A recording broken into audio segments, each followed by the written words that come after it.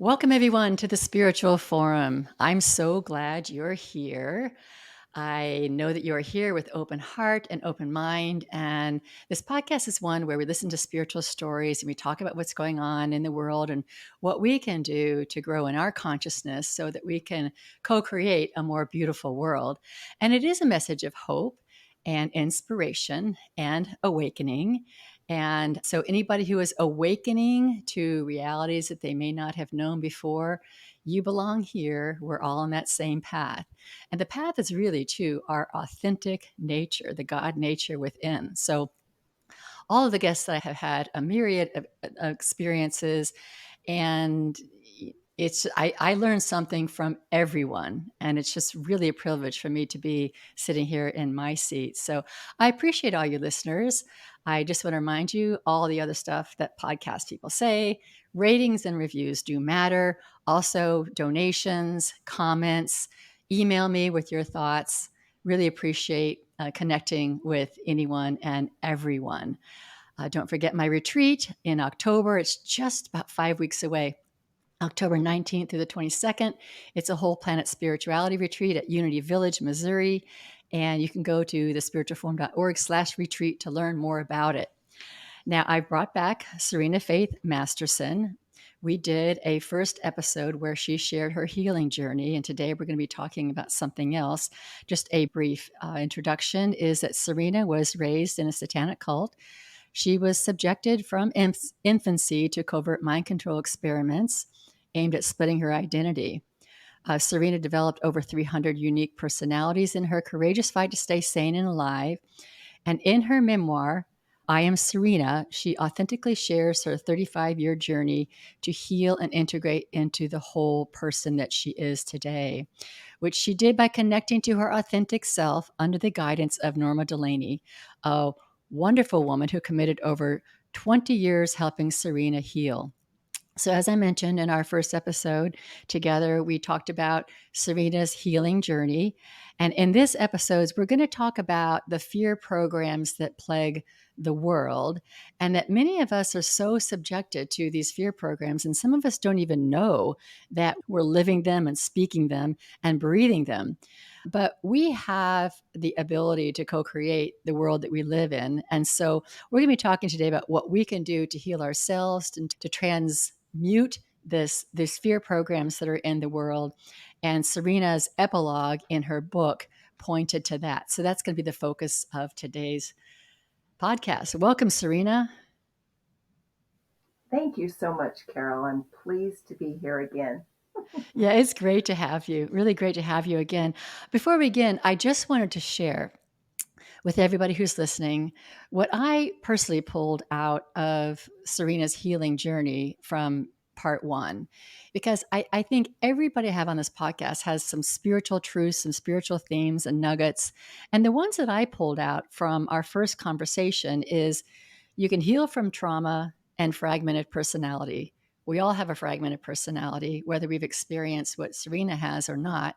We can heal and become whole people. There's a soul deep within us who is navigating our experience of reality and our healing. I find that really, really comforting. And when I walked away from my conversation with Serena, I've been talking to that soul more, and I find it just really comforting that she's there. The third spiritual theme I got is the kingdom of God is within. It is within us. All things are possible with spirit, and that fear is not our reality. These are all really important themes as we travel our spiritual paths and as we find that authentic self and we listen to the still small voice within and we become whole people and recognize the divine within. So I invite you to consider all those themes also as we're talking today. So, okay, that was kind of my encapsulation of what our first hour was about. So, Serena, when I was reading the epilogue of your book, I was really moved by the last few paragraphs that you wrote. And I'm going to read this today so that everyone will know this is the center of our conversation. You talked about how during the coronavirus pandemic that we were really dropping into not dropping into our belly and breathing, but we were really in this fear paradigm. And then you went on to say, I encourage each one of you to stop playing with the energy of fear. It is not a casual commodity to use whenever you want a bit of excitement in your life. We go to scary movies for the thrill of it. What most people do not realize is fear destroys everything it comes into contact with. And that is the fundamental makeup. Fear creates evil, which is fear in its most potent form. And that evil exists on our beloved planet today. If we, as Earth caretakers, do not wake up, we could lose what we cherish to the darkness. I'm not a doomsayer. Hope burns eternal within me, but hope is not enough. If we as individuals can awaken to the truth that we get to choose in every moment to live as higher consciousness, we can change not only ourselves, but Mother Earth. And your last statement is if you choose to open to your soul's brilliance, you will add your light to the world and hopefully change the future for all humanity. This is generally what we want to talk about today. And so I'm interested in your thoughts on where we are in the world and what we can do with this fear, these fear programs that seem to be permeating our society. And let me just Okay. lay the groundwork there, as we talked a little bit beforehand. There are people on the planet that are dreadfully afraid that the planet's going to burn up and die any day.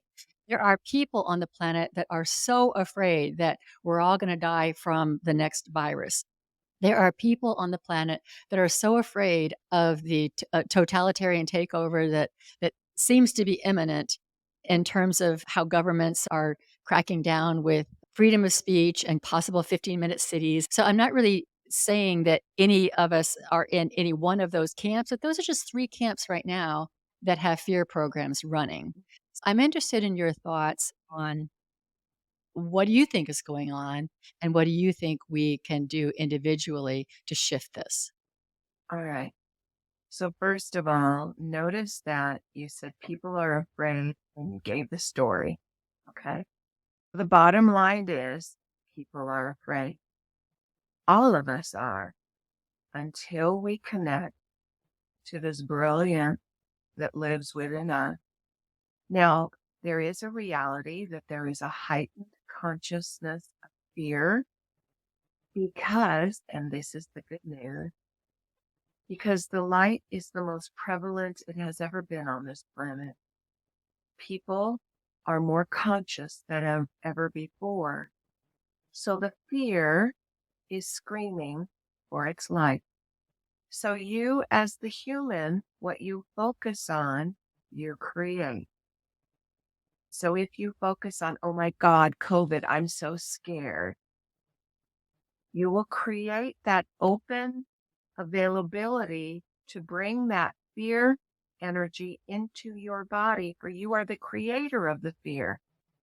So when Corona came, and I heard about it in March of 2020, immediately the soul brilliance of me said, this was created by man. Oh, I had no issue with it because I had lived with dealing with the reality of how cruel and evil a human being can go into. So it was not a surprise. And my soul kept going, do not react, stay still. Now, thank God I had been doing this work for all these years, so I had a deep foundation of trust. But I noticed how afraid people were. I know how afraid people have been about global warming. I too was afraid. So many terrors. Slowly, bit by bit, I was guided to let go of watching the news, watching the entertainment shows about Hollywood actresses and actors. I stepped out of the media communication completely. I turned inward to my own communication of truth. There is a very deep difference between the two. The media, the news, it bam, bam, bam, bam, bam, which creates this, which causes the human to turn inward in fear and curl into a fetal position in some fashion. They shut down. They begin to distrust everything. That is the intention of fear. That is the destructive energy of fear. It literally destroys our cells. It hurts our physical body. I am living proof of that because I stopped and stepped out of it. And you can see my body. I'm almost 70 years old. My body is filled with aliveness because you see, I have turned to the alive spirit energy of light, soul, and I have said, I choose this. Now, the good news is, since Corona, so many more people have chosen to begin their awakening journey. There are many, many factors on this planet that are awakening. People that are saying yes to their souls, yes to integration, yes to breath, yes to love. Are they stumbling along as they do it? Oh, absolutely, just as I have done. But that choice is so powerful that it's scaring the living daylights out of fear. Fear is screaming for its attention. That's why evil is becoming so pronounced. You know, when my book first came out, people were like, oh, I can't believe that a government would do that to a baby, to a human being. Now, when I speak to people, they go, oh, yeah. They accept the truth that most every single government on this planet, because you have to understand, for the most part, when you have reached the pinnacle of government officials, you've had to trade bits of you to get into that seat of position. Not right or wrong, just true. You've had to say, well, if you do this for me, I'll do that for you. Which then the human goes, God, I don't feel good about myself. Well, I'll push that away and I'm going to keep going forward. Okay? That is the game of fear. I had believed that the first 33 years of my life, I had contributed to the darkness on this planet because I didn't leave the cult till I was 33.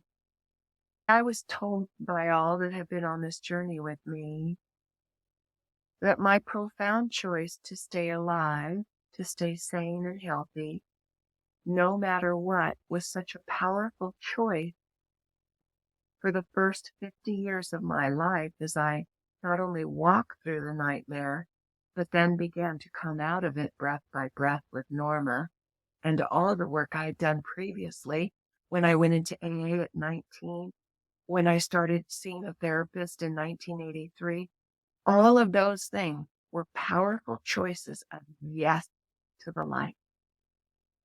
It had a profound trajectory on humankind.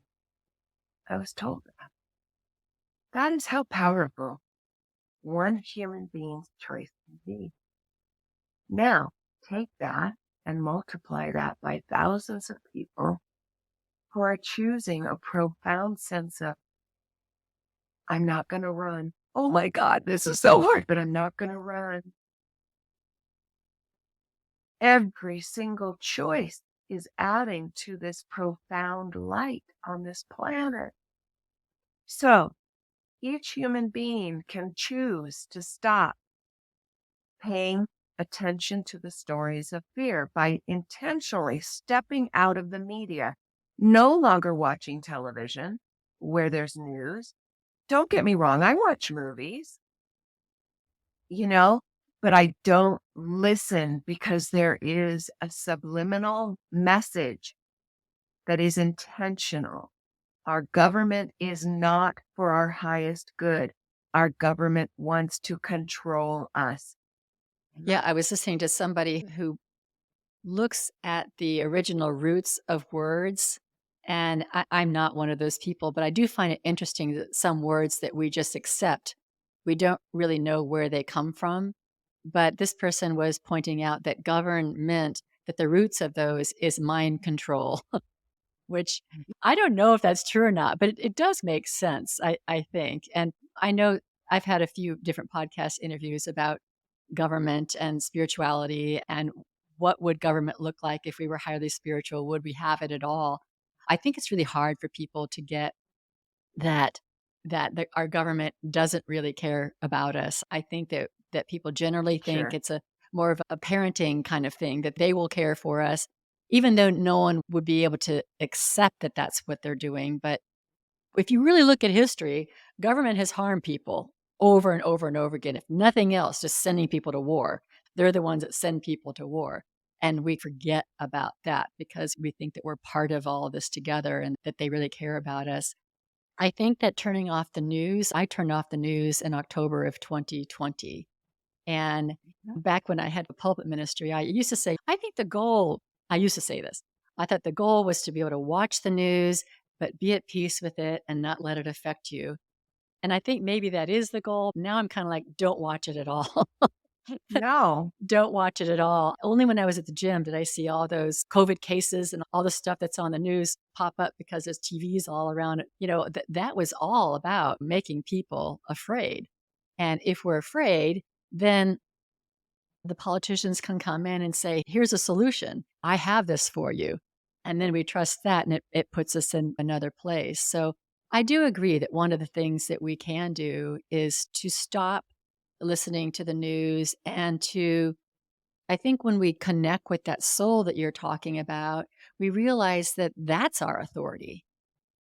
I mean, Absolutely. that's our authority. That Absolutely. outer voices are out there could be speaking truth, but don't make that assumption.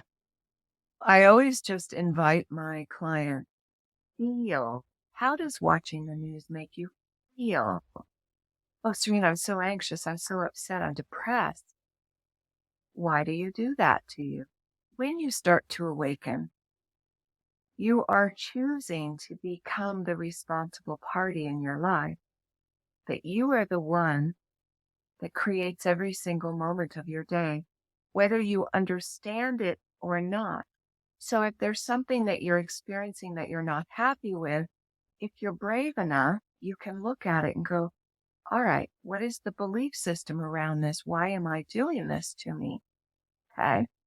So I'm going to give you an example that present day today for me. So I'm moving to Portugal. I'm going to land in Portugal and become a permanent resident on October 20th. I just got my visa 2 days ago on the 11th. And I noticed this drive, this push that's come up. You got to get everything done. You got to do it right. You got to get it. And I sat with it this morning and I could feel this child aspect of energy come up. And it said, I need to be safe. I don't know where I'm going.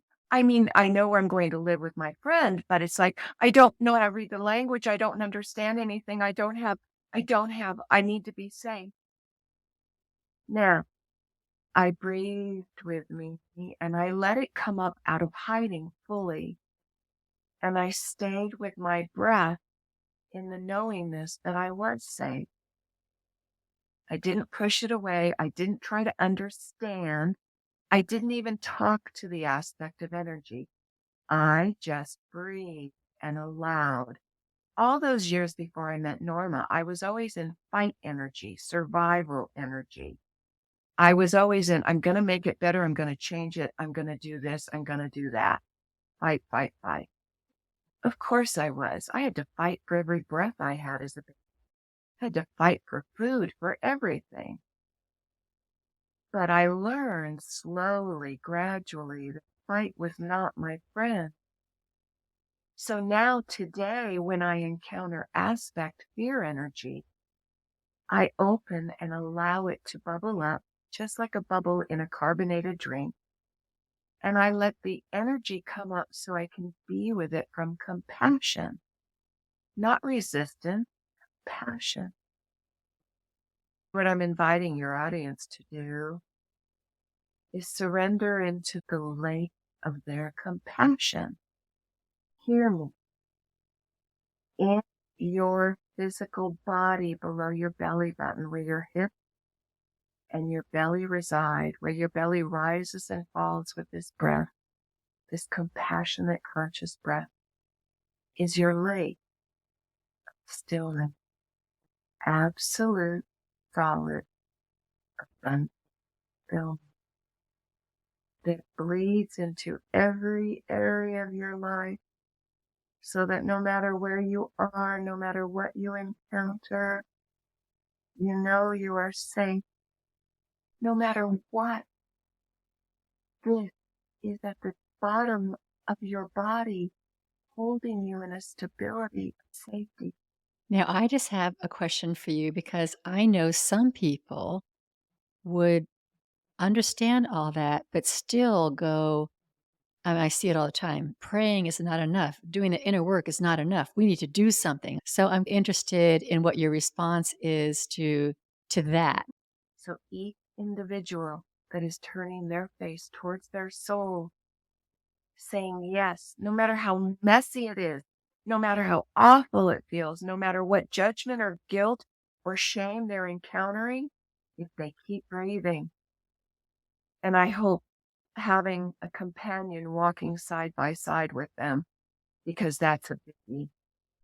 They are making change. I Does do that agree. answer? I think that everybody's consciousness, I think I mentioned this in the first episode too, that whatever we're doing to raise our own consciousness does impact the whole collective consciousness. I think what happens Absolutely. is that people who are awakening, they may turn away from the news, but then what they do is they go find their own little group and they talk about this is happening, that's happening. And so they're so that they've pulled away from the programming of the news, but they start their own programming with their own sharing of fear because they feel that they need to act in the outer world. And I do think that we are to act in the outer world, but what I think you're saying is the first step is to go within and connect with that inner soul, our true authentic identity. That's the journey. I don't know that many of us actually get there, but the journey itself is is the work to do. So when people say we need to rise up, we need to stop this, we need to stop them, we need to hold those people accountable, we need to eradicate evil, we need to get rid of those people.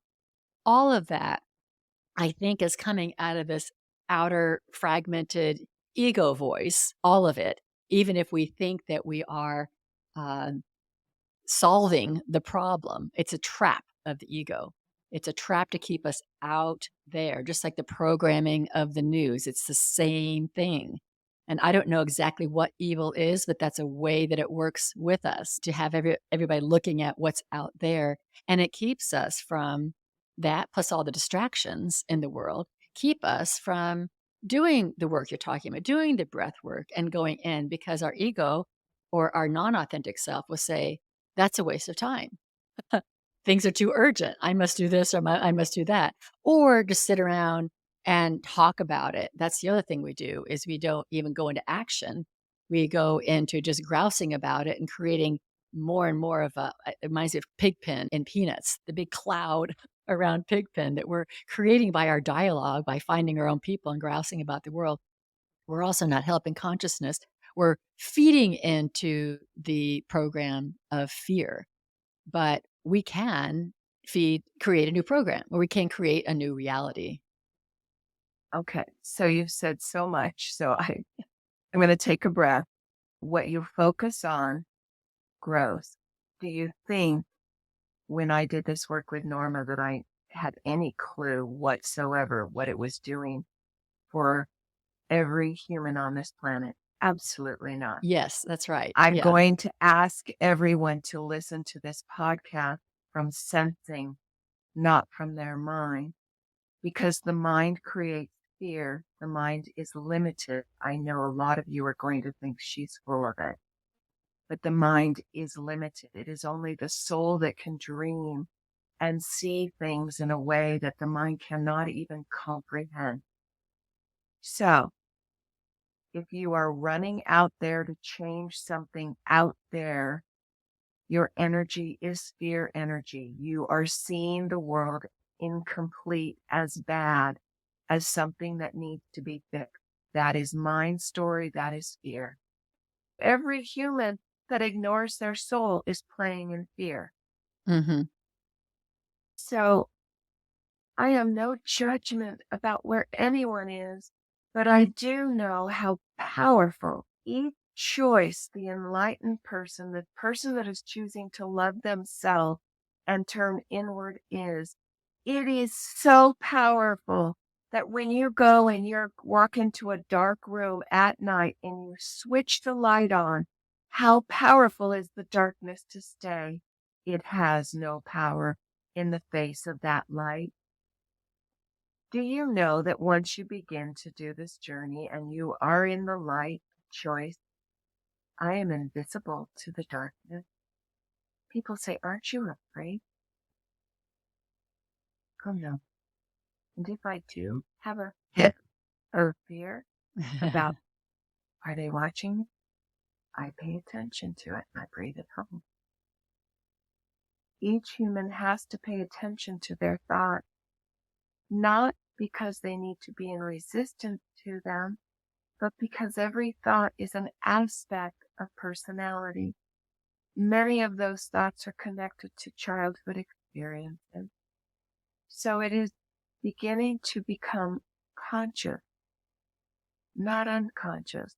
Most people want the government to take care of them in one shape or another. And when you can get honest about that, then you can begin to take the reins back to your own life. When the bank kept going, you got to go get your vaccine. I didn't interact with them. They let me be. And I didn't get the vaccine, for I knew unequivocally I was never going to have the coronavirus.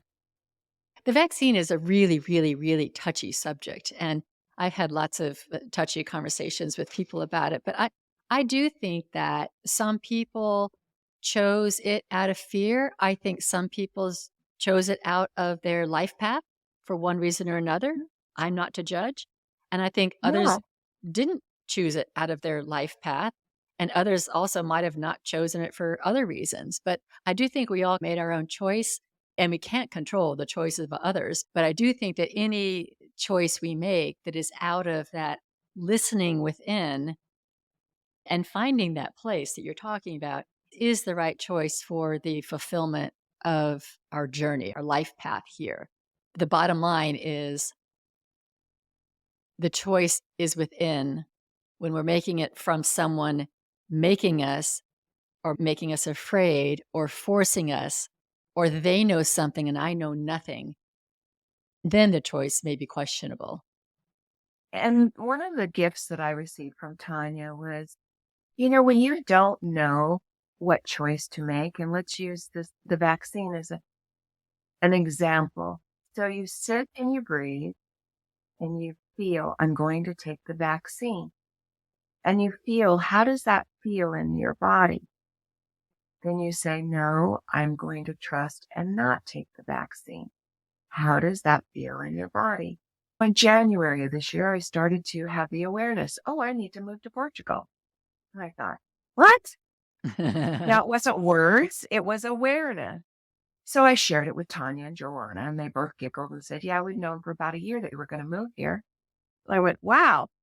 So over the course of all these months, there's been anxiety at times with this idea of moving. And each time I've sat and I breathed, am I to stay in the United States? And my body would go, oi. And I'd say, am I to move to Portugal? And my body would open. Yeah. This brilliant thing that we live in is actually so connected to our truth. It reflects what's going on with us. Such a beautiful example. It is the reflection of our inner world. So I do that sometimes when I'm not too clear about what is for my highest good. But I ask, what is for my highest good? That Yes. intention is powerful. Yeah, and I think being in the body, I think most of us, there's so much talk about fragmentation. we don't have to go through what you went through to be fragmented. It's like just the pulling of our energy outside our body into attention out there. Most of us don't have the connection with our body at all. And you can see that in people's fear and their reactions and reactivity and all of that.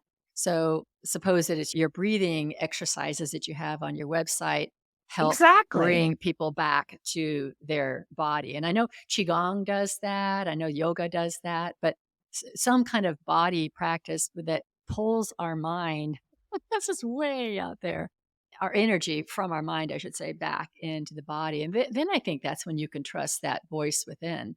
I think so many people don't trust that voice within. They're not in. Well, and see, those are all the stepping stones that are so brilliant. I teach people in my workshops when you go to imserena.net and you see I'm offering an online workshop, sign up because I teach people how to do this breath. There are free breathing sessions on my website. Because when I met Norma, I was so out of my body and I had no idea that I was. I lived that way for the first 41 years of my life. And then as I began this breath practice, my body was like, oh, heck, no way. Because I had so much pain for so many years that it was like my body was granite rock. I wasn't coming into this thing. There was too much fear. Hmm. But I kept practicing it. For me, I had to practice it for years before I began to have a connected awareness of how this breath was supporting me and helping me because I was all over the place. I was so fragmented. People do not get the level of fragmentation I lived in and dissociation. I had no clue that this hand belonged to me, that this body was mine. Norma had me set up a full length mirror in the living room so I could look at it and go, okay, this is my body. Truly. Yeah. I just, so, you know, if you can just make the initial choice, turn your attention to your soul. Say, soul, will you be a part of my life? Will you guide me? Will you show me who I can share this journey with? Somebody that I can connect with, who's wise, that can walk with me? Because if you've had extreme trauma, trying to do this on your own is not realistic. It's too hard. It's just too hard. Carol, to finish this with you today, I honor every human being. I don't need anyone to do it my way. I mean, I came onto this planet over 300 times, stumbled and fell and had a myriad of experiences. Thank God this time I'm getting it because it sure makes it a lot easier to live on this planet. But I have no judgment about anyone, not the man on death row who's committed numerous murders, to the pedophile, to the priest who is having sexual relations with children, to the mother who's hysterical and doesn't know what to do, to the prophet who teaches and is so brilliant because no one is better than anyone else. And I know people don't believe that, but no one is better. No one has extra gold stars.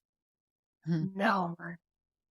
So you can say you don't hold any of those people in judgment, which is a very, very surrendered way of being. And yet, are you at the same time okay with what they're doing? Or is there that's their soul path? Everyone's on their soul path. Yes. Do you think everyone is coming home? Well, I'm really interested. We only have about 5 more minutes, but what is your ultimate vision and your ultimate thoughts about evil and good and all of that? Okay, Are I'm we bursting. all I'm bursting at the okay? seams Okay, I'll because stop. the soul, the fact that every single soul on this planet, billions and billions of souls walking around in physical packages, each one of them chose to come to the grand experiment called Earth.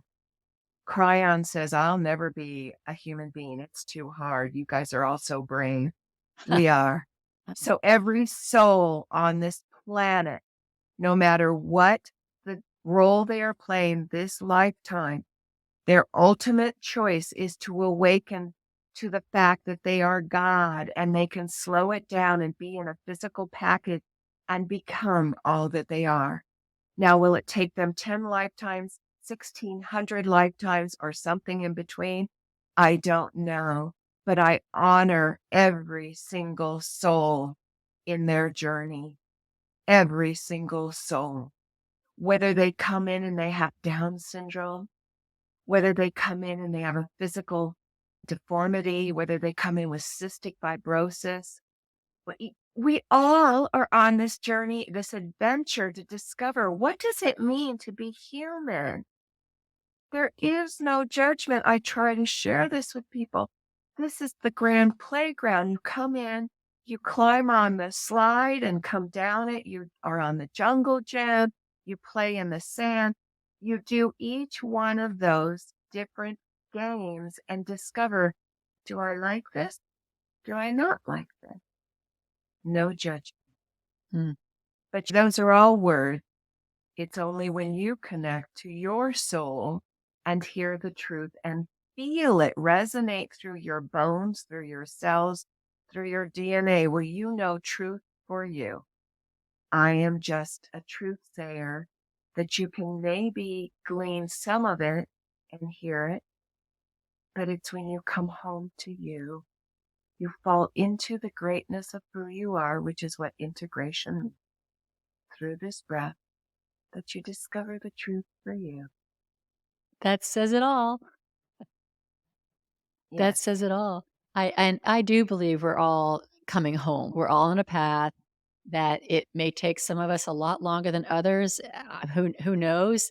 But that is what "we are one" means. Is that when we complete our journey, when we all complete our journeys. I mean, I hold to the vision that we all return to the Godhead or the oneness or whatever that is, and that there's no more like quote lessons to be learned. And then maybe we'll make another playground because maybe a lot of us think that Oh, there is something fun for absolutely. this. Yeah. Well, to be in physical, because on the other side, you don't get to smell, you don't get to taste, you don't get Right, to right. touch, I don't get my and watermelon. so to be in physical form on this planet or any of the other planet is an experience of, oh, isn't this cool? Can you Yeah. not imagine on the other side? They don't get to get into a warm bubble bath or lay down in a comfy bed or smell the fragrant flowers or look into blue sky with white puffy clouds. Not in the same way. So being physical is divine. It is a privilege, and I do say that many of us spend our physical lives not noticing the skies and not noticing the wind and the beauty, and so I think that's the last thing I would wanna encourage people to do because that's also kind of being in your body when you are really, really connected to the earth and its beauty and what all of it has. My husband often says, "You're in front of your computer too much, come on outside," and, "Well, I'm working on my podcast," but it's so easy to pull away and to just forget that today my job is to reflect the beauty of the earth and feel the dirt on my feet and feel the wind on my cheeks and say, "Thank you, God, for my life. Thank you, God, for my life. What a privilege it is to be alive." So I Yes, think we've talked about how to, quote, solve the problems of the world. It's really, we don't do that. We pull away from the fear programs. And when we find ourselves being reactive or fearful, that we do this going inside and finding that authentic soul voice and learning to love ourselves and to really enjoy our lives, our physical lives on the planet. And that's really what is ours to do. because that sends out an energy of such transmutation, an Yeah. energy of light, a vibration so sweet. We are the sweet flavor, the sweet aroma of life. And so it is. Yeah. Yeah.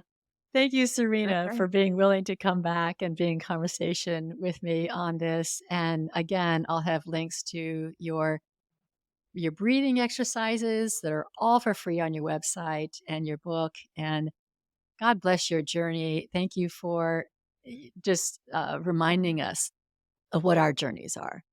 And it's the inner journey. It's the hero's journey going inside. So that's what is ours to do. All right. Thank you, everyone, for listening, for joining us again. And I now close the spiritual forum, but come back next week. Thank you.